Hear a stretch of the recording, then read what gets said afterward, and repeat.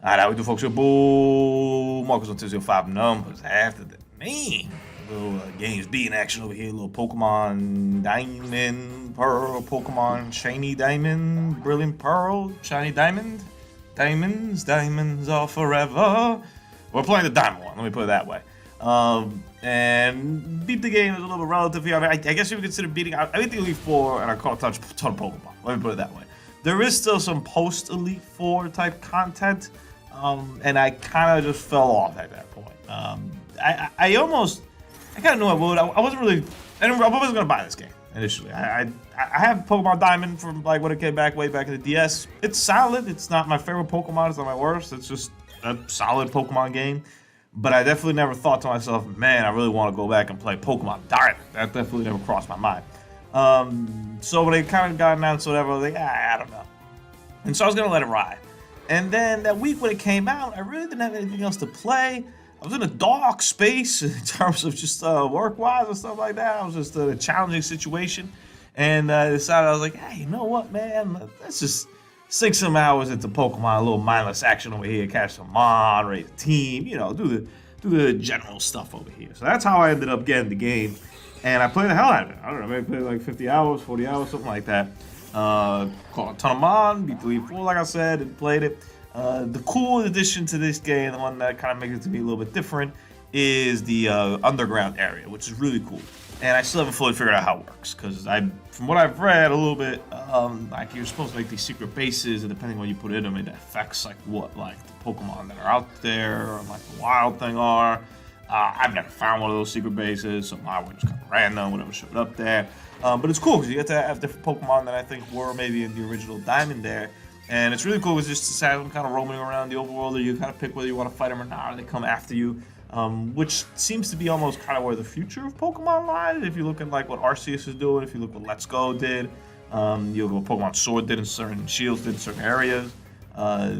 So that part's pretty cool. Even though I fully didn't understand how it happened.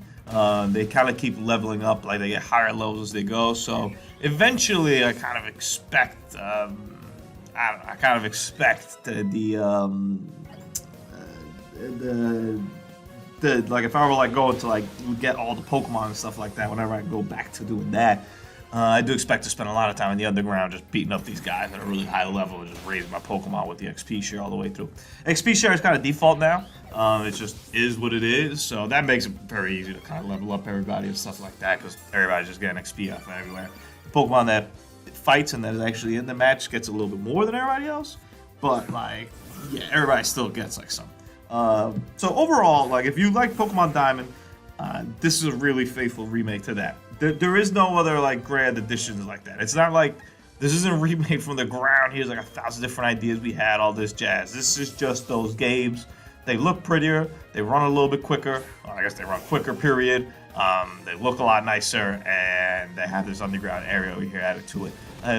Overall, these games never did it fully for me. Like, if I had to give you an order of Pokemon games, I would definitely say, like, Gold and Silver, top there. I would say Crystal, too, and I've never played Crystal, but I've heard really good things about Crystal.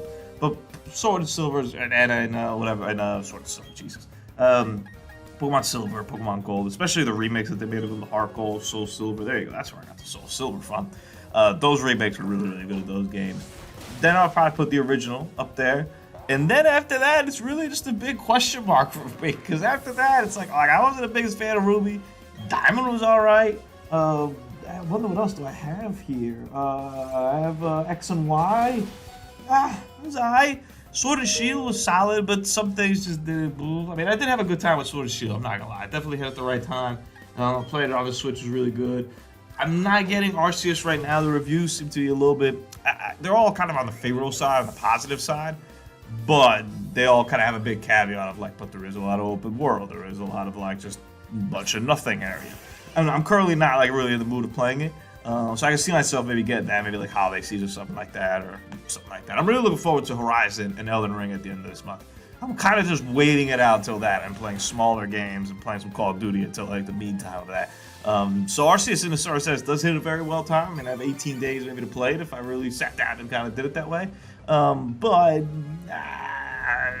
I'm pissed that like Horizon comes out a week before Elden Ring, honestly, man. 'Cause I want to put in some serious work into both those games. And no way I'm beating Horizon in 1 week, and I don't think that'd be good for me or the game to beat it in 1 week. So we'll see how kind of that goes. So if you want a Pokemon experience, a traditional Pokemon experience like the Gecko, like we all grew up with here, then Pokemon Diamond, these remakes are good for you. If you want to try something more experimental, something different, then I would recommend Arceus, because it really seems to kind of like hit that spot and hit that just sweet spot of like, hey, here's something different, a little more experimental. First step, first initiative, maybe Pokemon Arceus 2 is better. Maybe it's like an Assassin's Creed 2 kind of thing, maybe that kind of jump. But yeah, Pokemon Diamond and Pearl, they hit the spot.